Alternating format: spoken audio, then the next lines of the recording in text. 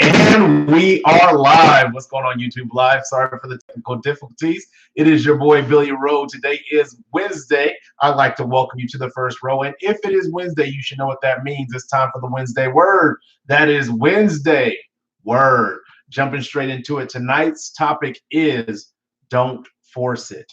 What do I mean by my topic? As always, I like to share what I mean by topic. So for tonight's topic, don't force it. What I mean is how in life sometimes we tend to fight or attempt to force, we're going to call square circles into triangle pegs, things that are not supposed to be where they are at. We try to force them into a place that they're at. That's whether it's relationships, whether it's certain things with ourselves, just tons of different things in life that this can apply to. I'm going to apply it to a lot about relationships and in the manner in which we treat relationships like they're these time-shaped puzzles. The puzzle of perfection, where there's a timer ticking and we got to get all the shapes in to the correct pegs and to the right places at the right times in order to make sure that that peg fits. However, if you have the wrong shape on the wrong hole and you try to force it, you're more than likely going to break your peg and or break your hole, or break both and be left with two useless things. So tonight I have 3 tools for you for the first row that I'm going to share with you when it comes to don't force it. These are the tools that I kind of allowed to rise to the top for myself when it comes to dealing with this own issue that I still deal with today, about trying to force things into place that are not meant for that place. So I hope you guys are ready. Thank you guys for being patient for the technical difficulties. Let's get it.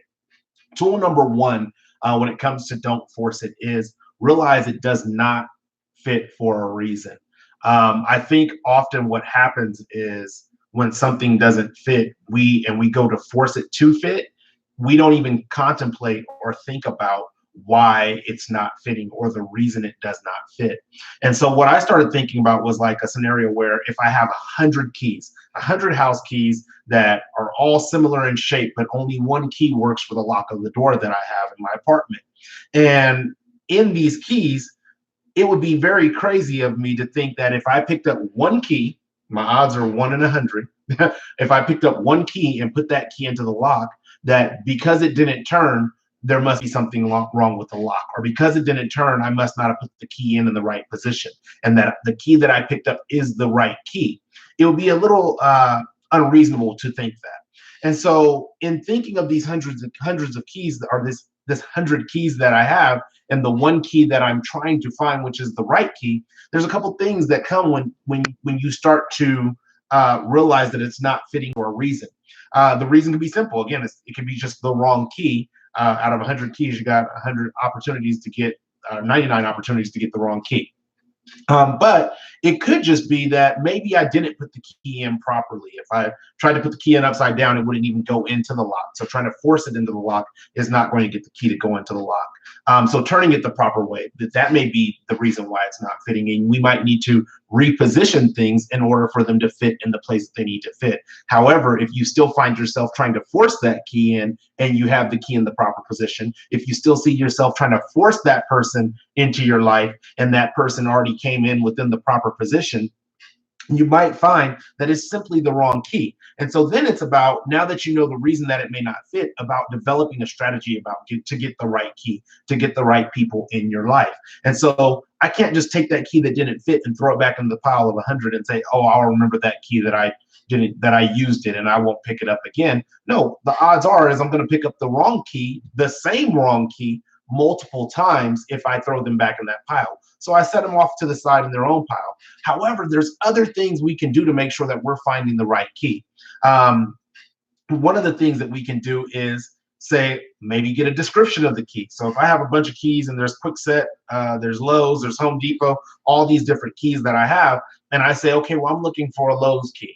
Now I know I can completely eliminate all the Kwikset, all the Home Depot, and any other brand keys that there are out there out of the pile. And maybe I'm now only left with 10 keys, which just now increased my odds from 1 in 100 to 1 in 10. So there's certain things that we can do from that way. And that's why realizing that it's not fitting for a reason is very helpful, because it causes you to start asking yourself questions. It causes you to start asking yourself, well, if this person is always causing drama, or this person is always creating this off balance in my life, what is the reason that they're not fitting into what it is that I want for my life, for what it is that I want for the people around me in my life? Why is it not fitting? And so when you start asking those questions and you realize that it's not fitting for a reason, then you can start asking yourself things like, if we move from keys to shoes, is this shoe too big for my foot and I haven't grown into it yet? Does this shoe actually too small now and my foot doesn't fit in it? When I was in junior high school, I think seventh or eighth grade, I think it was seventh grade. I went into junior high school and I think I had like a size 8 foot or something like that. And somewhere in the midst of buying a brand new pair of shoes, and 2 weeks later, my foot grew to almost the size, I think 9.5 or 10. And so my foot literally busted out of the shoe that I was still trying to wear. Why? Because the shoe didn't fit any longer. And that's what happens when you force your foot into something that doesn't fit. That's what happens when you're trying to force somebody into your life, or a relationship into your life that doesn't fit. It ends up busting out of the seams, and now you got something that's not usable, period. And sometimes the not usable portion is you, while you're going through your healing cycle and your healing process. So that's tool number one.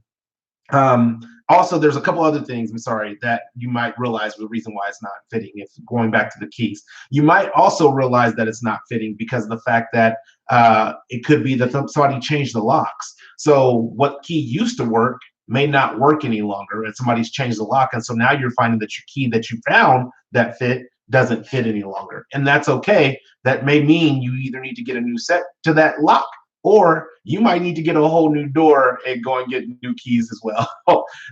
Or the other thing is somebody, if you ever played like in your house as a kid in the bathroom, where you'll lock the bathroom door and they're trying to unlock it, but you just hold the locking mechanism, so that no matter what key they use, if it's the right key, the wrong key, doesn't matter, because you're holding the locking mechanism in place. And sometimes what happens is the person on the other side of the door is actually holding that locking mechanism in place. So you're trying to force your key in, you're trying to force entry or force their entry into your life, how in a specific way. And however, they're trying to hold this lock because they really don't want to be in that particular light. And they may have said they want that, but their representative said they wanted that. And the real them on the other side of that door is like, yeah, I really don't want to be that person. So those are the different aspects in tool one. Realize that it does not fit for a reason. It is up to you as the individual to figure out what that reason is, and then adjust and create a strategy accordingly.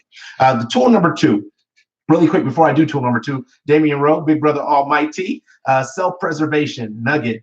In distressed relationships, don't keep finding yourself trying to hold on to what God is trying to set you free from. True story to that. Again, that person on the other side holding that lock. So tool number two, when it comes to don't force it, is empty is better than broken. And what do I mean by empty is better than broken? Um, Sometimes well, I don't even want to say sometimes. I feel like when I was growing up as a kid, there would be these moments in my life where I would be bored and be like, man, I'll have nothing to do. And I'd just be bored, but I'd be craving to do something, anything. And so if I went to my parents and said, Mom, I'm bored, Dad, I'm bored, what they would do is they say, go outside and play, occupy that time. And as a kid, and maybe for the sanity of your parents, that's a great thing to do, is to get your kid to occupy their time so they're not completely sucking all your time up trying to do whatever it is they want to do, or for you to entertain them. However, as an adult, we have to find, I don't want to say we have to, I recommend that you find, and I'm going to say include myself, we find a way or a manner or a method to thrive in our empty states. And I don't mean empty in the sense of depression or empty in the sense of, feeling loneliness. I just mean in those quiet moments when there's nothing else going on. You typically find in those moments, if you're single, you're probably reaching out to an ex that you've already gone through this process with. You don't even want to interact with them anymore. You don't want to be with them anymore. But because of that emptiness, you find yourself saying, I got to fill this. And what you do to fill it is you start forcing things. And as you've seen in the picture on Instagram, if you have a hammer trying to drive in a hexagon screw, you're going to tear some wood up. And just like that, when you're trying to drive that person back into your life to fill the space of emptiness, you're going to actually do more damage to the emptiness. Number one, because you're going to create a behavior or pattern that causes you to rely on that emptiness being filled at all costs, even if the cost is a healthy relationship, even if the cost is peace of mind and no drama and not having to deal with somebody lying to you or not having to deal with the relationship that they're in now that they shouldn't be stepping out on. So that's the first aspect of it. But then I say it's better than broken, because what happens is when you force that emptiness to be full, it typically breaks. It's almost like that shoe that was too small. I'm forcing this empty space to be filled with a foot that is way too big for it, that is not designed for the shoe. The shoe is designed for feet, meaning the person that you may be trying to bring into your life is designed for somebody, but that doesn't mean that that person is designed for you. So the same aspect of that shoe, don't force that emptiness with something that is greater than it or that is not designed for it, because you're going to actually wreck the container, which is yourself, which is your mental health, your stability, and your ability to thrive independently and alone. And if you are going to fill empty space, my number one recommendation is fill it with quality. And quality can be people, but quality can also be yourself. Be able to be still and silent and really explore through reflection your own thoughts. And in that silence, what you are doing, and in that observation and reflection, what you are doing is actually filling that empty space with confidence. Confidence in who you are, what you bring to the table, and what you want to fill in your space when you are filling it with other people. So that's tool number two. Empty is better than broken. And then the third and the final tool is gradual movements allow time to adjust. Now, similar to my foot when it grew rapidly, it didn't allow my shoe time to adjust. However, there are certain garment tools that you can put that are shoe stretchers. You can put into a shoe and stretch a shoe a little bit. I mean, you can't stretch it from a size 6 to a size 12, but you can stretch it from like a size 6 to a size 6 1/4 and loosen up the actual material so that it's more comfortable on your foot. And so when I say gradual movements allow time to adjust, I'm talking about it from really two different standpoints. Number one, it allows time for you to adjust away from the want and the desire to force it. And this is so critical in relationships. You see this in breakups. You see this in really almost in all relationships, where we get this desire that regardless of what's going on, regardless of if it's good or bad, regardless if it's toxic, regardless if it's healthy, I'm going to stick and stay and make this thing work. And what happens is you end up wanting to force something that you really don't want. And so when you allow for that gradual movement to take place, you allow yourself not to move necessarily away from the person or the situation. You allow yourself to move closer to the center of you, to align with your true desires. Do you want a healthy relationship? Yes, that's my answer. Is this a healthy relationship? No. If that's your answer, then you got to move back towards the middle. But you can't just jump back towards the middle and like, see, I'm good, I'm over it. I think part of the issue is that when we get out of a relationship or when we break up or are no longer in the relationship with somebody, I think especially if things don't end cordially, we tend to think that every change has to be immediate. So we go from being affectionate, compassionate, and passionate with each other to I don't see you like that anymore. And it's just straight and narrow. Well, it's normal and it's natural for us to have additional desires or lingering desires to want to continue to connect with that person on a deeper and more intimate level as we knew them initially.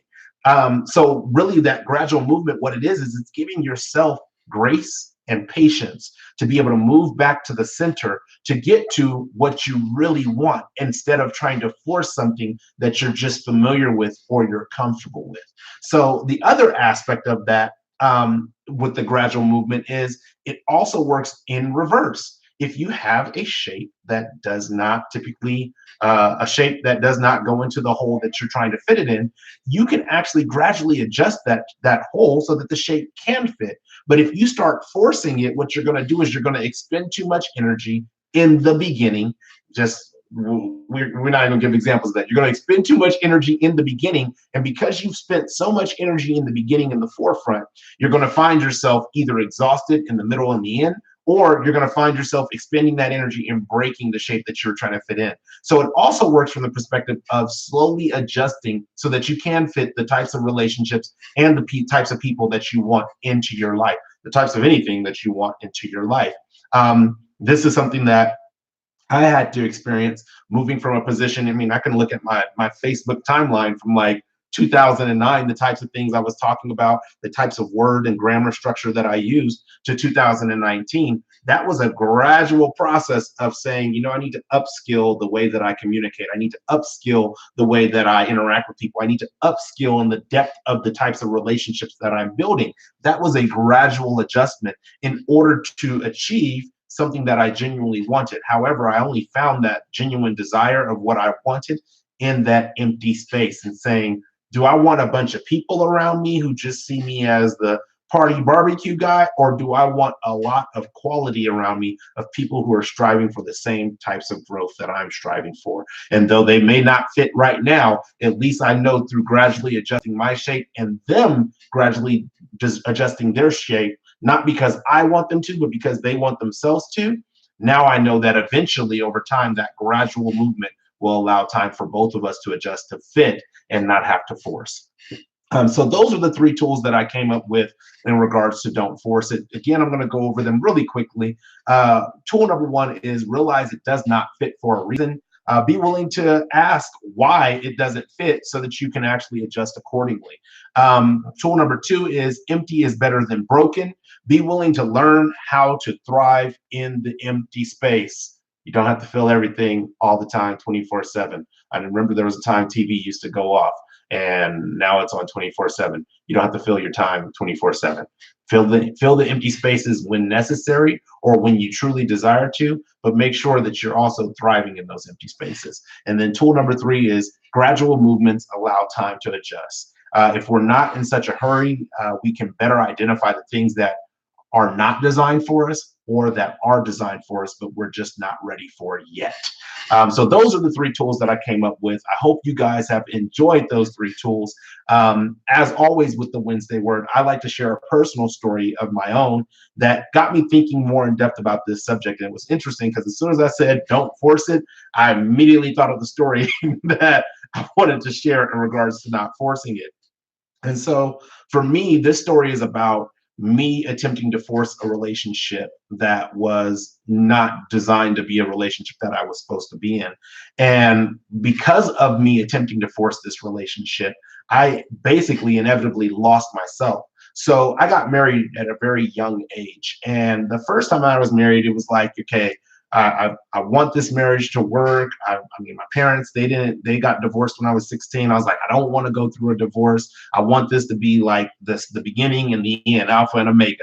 And so, I mean, I committed to being married. I didn't commit to learning about being a husband. I didn't commit to anything else. I just committed to, hey, I'm gonna be married and this relationship's gonna work. But when the marriage came to an end, what happened is I still committed to make the marriage work, but I didn't even ask the reason why the marriage didn't work. It took me a long time in that empty space to really identify why the marriage didn't work. You hear often in relationships, when relationships end, people want to know why. At least tell me why you're leaving. At least tell me why you cheated. At least tell me why you don't want to be together, or whatever it may be. There's this why mechanism that we have. And for me, I didn't even ask that. I was like, oh, I don't care why. We're going to make this work. And so I went on this path of trying to force this marriage to work and force this marriage to fit into a square peg. It was a hexagon, and I was trying to fit it into a square peg. It had way too many complex sides for me to be able to fit it into the simplicity of a square. However, I approached it like, you're going to fit into this square, even if I got to force you in and we shave some of these sides off in the process. Um, and in that process, what ended up happening is I inevitably lost myself. I lost myself in the process of pushing instead of the process of growing. And in that process of pushing, when everything finally came to a head, there was a major break that caused growth to be like, I got to make sure I make some growth moves immediately, because my mental state was on the line, my freedom was on the line, my income was on the line, my relationship with my friends and my peers, everything was really on the line in regards to this forcing coming to a head to finally break. And so I finally found myself and understood that the empty space I was in, in this particular case, there was a depression. But then when I got a little bit through that depression, not all the way away from it, but a little through that depression, there was this empty space that I was in. And I began to understand the importance of me growing. And it stopped being about making the marriage fit into the square peg. And it started being about molding Billy into the person that he wanted to be. And so it didn't matter at the beginning, it didn't matter about who I wanted to be. It was like, well, I want this marriage to work. But towards the middle of it, it was like, wait a minute, this is the type of person I want to be. I want to be loving and compassionate and caring to people. Do I have that in this relationship? No. Is that possible in this relationship? I'm not sure. Are you willing to completely lose yourself on the I'm not sure theory that it's possible and go all in trying to make this work? No. Then what do you want to do? I want to grow. And in that empty space is when I started writing more. I started articulating my thoughts heavier and more.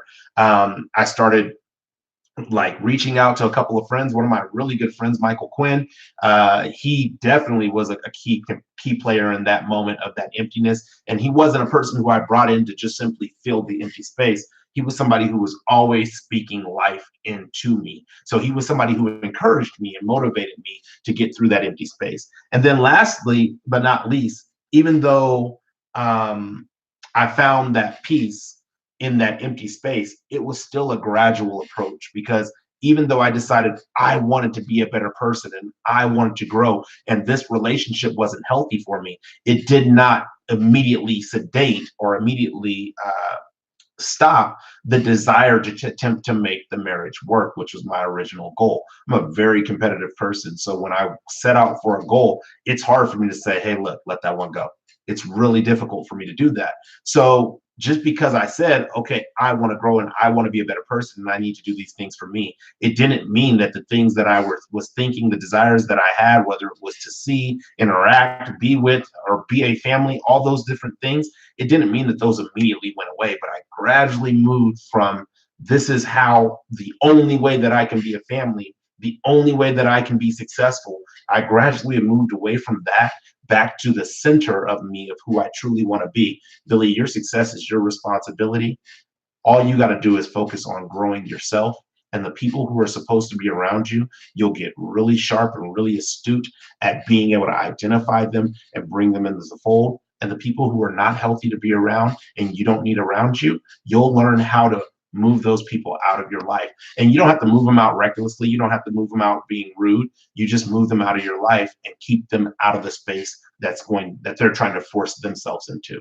And that's the last and final part of don't force it. Is not only don't you force people into your life, don't allow people to force themselves into your life if you really genuinely don't want them to be there. So with that, that's everything that I got for you guys today on the Wednesday Word. I hope you guys have enjoyed the Wednesday Word. I hope you guys have grown from it. I hope you guys take the tools for the first row and apply them when it comes to not forcing things and relationships into your life. Other than that, the next time that you will see me will be Wednesday next week. Today's the 11th, so +7, the 18th of September at 6:30 p.m. It'll be for the Wednesday Word. Topic is pending. I will put something up on social media as soon as I have it. But other than that, thank you guys for tuning in live. I look forward to seeing you next week right here on the first row. Please engage with us in the comments, engage with us in the chat, in the live chat like Brother Damien. Engage with us however you want to get in touch with us on social media, however it may be. You can find us almost at anything at 1STWROE. That's at firstrow.com. So thank you guys for tuning in live. Until the next time, one love, peace, and God bless.